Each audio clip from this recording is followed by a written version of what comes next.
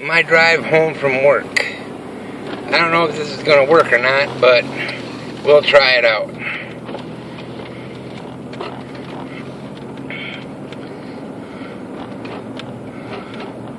Just to let everybody see what I live with every day.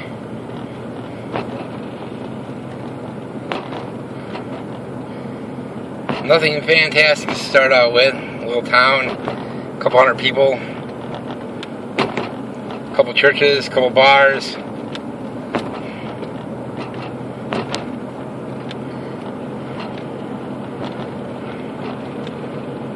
The real interesting stuff doesn't happen for another mile or two. I might edit that out of the video just because it's kind of boring.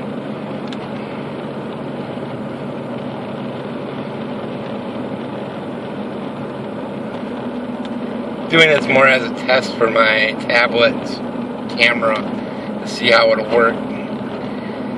Trying different mount setups.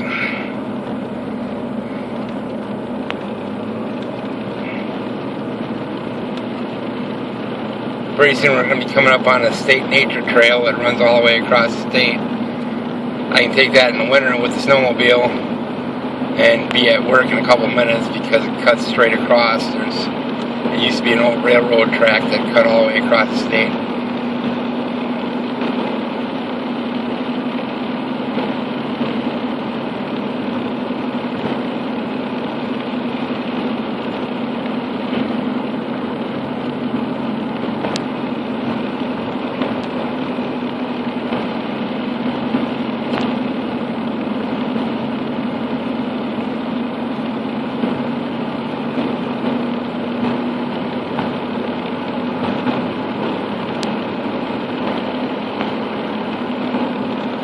You can tell Wisconsin's big on hunting. Just passed the second taxidermist shop on my way home. And there's one more coming up. This is the state trail that I was talking about. It runs here. I'm right in the middle of the state, but I'm right in the middle of the trail too. And it runs from here right next to my house. When we get there, you can see it.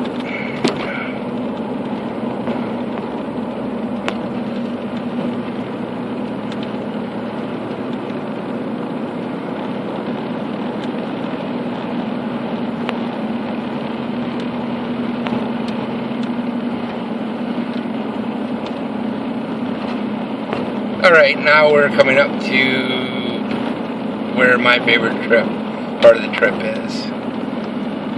Sorry for the first couple more boring minutes, but you know, you can only do so much.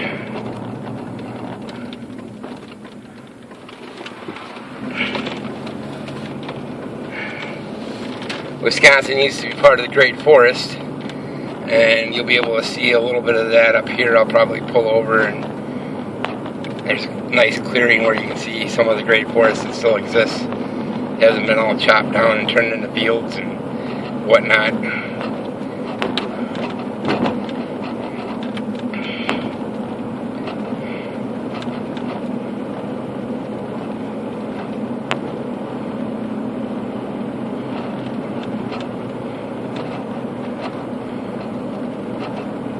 This drive just keeps getting better as it goes along.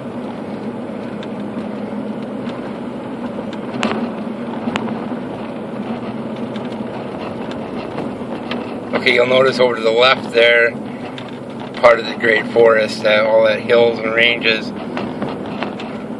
Those go all the way around me at this point. And this is just a little cut-through road in between all of that. We'll end up getting right down into the thick of things here in a minute.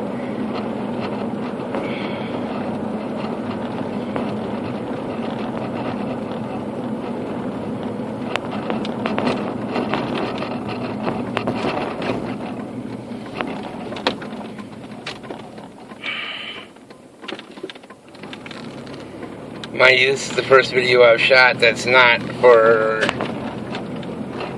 a contest or something, so let's bear with me. Kind of new at this all. Not even sure if it's going to work. But here we go. This is basically my road home. Silver Lake Lane. There's swamp on the left and right of me. The road's just built up with layers of gravel. And as we get on higher ground, you'll see we'll be going through forest sections, and then back through swamp sections, and then back through forest sections. If I sound funny, I'm sorry. Just had to have an operation that took all my teeth out, and I haven't gotten used to speaking very well without them yet.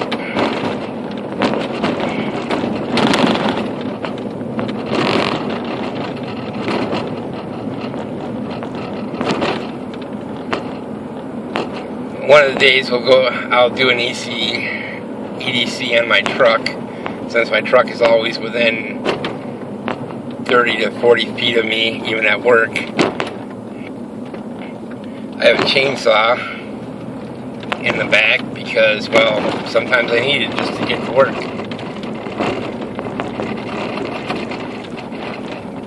You'll see, like, trees down.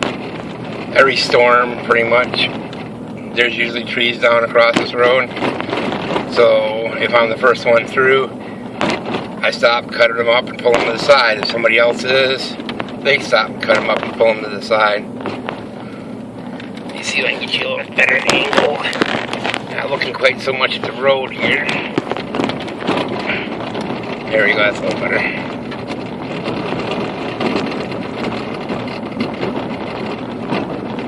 We're on gravel now. The road gets broken up quite a bit, so eventually they just stop trying to blacktop it, and they just re-gravel it twice a year.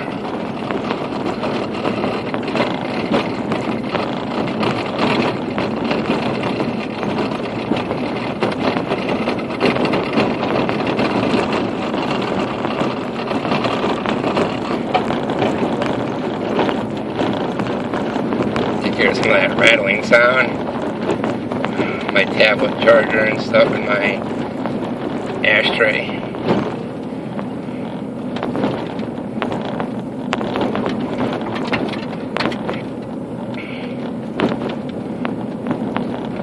Well, it's looking pretty good.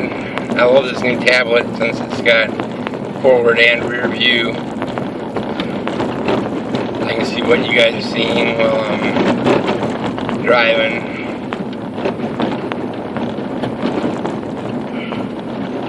Can't concentrate on it too much though, because as you can see, the road is barely wide enough for my truck, and whenever you meet somebody on it, which happens fairly often, it always becomes interesting. If there's enough space to pull over on the side, or if you have to back up to someplace to pull in.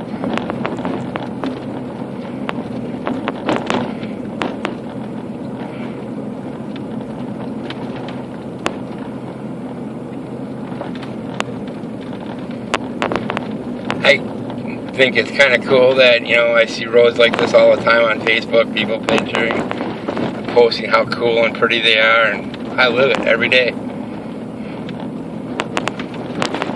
There's a tree across the road that hasn't fallen all the way down yet, but will break off and fall sooner or later, since it's already obviously broke off, just leaning up against other trees. Back through the swampy area and then back up on a hill.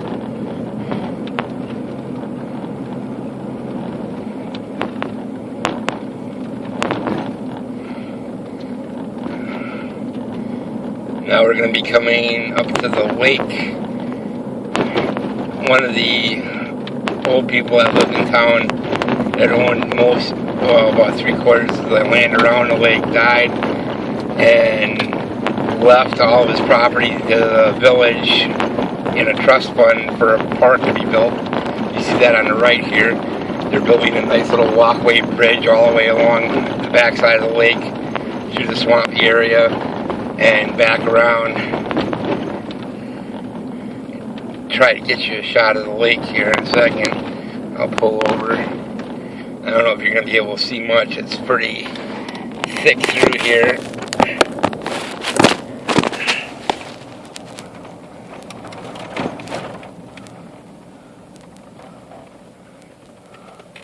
But that's the lake we're going by right now. It's not huge, but it's not bad. It's fed by 3 springs. The underground water system that runs through here.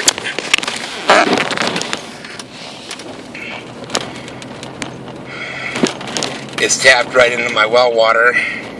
Well, my well water is that. It's about a 30-foot wide, 20 feet deep underground river. I also have a river that runs right next to my house too. I'm coming into town now.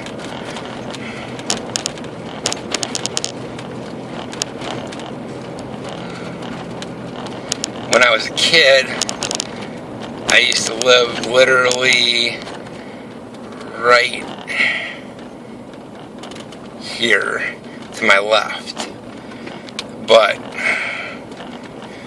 there was a house fire and we lost that house.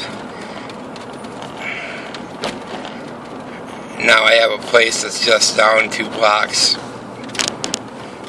because, well, this is pretty much the whole town. There's only 350 people total in the village.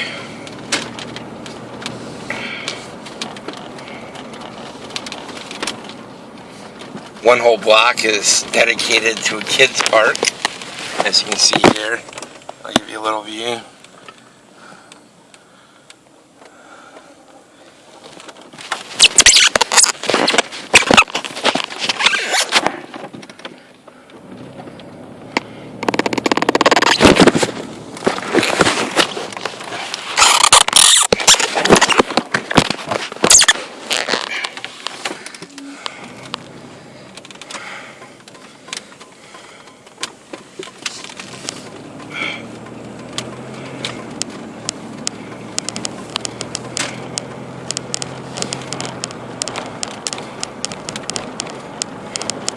When the glaciers came through here, they left all these big valleys and big hills, and it must have been awesome to see it back in the pioneer days when this was just all woods. And you go up to one of these tall peaks like you see right here. I'm already probably 40, 50 feet above water table.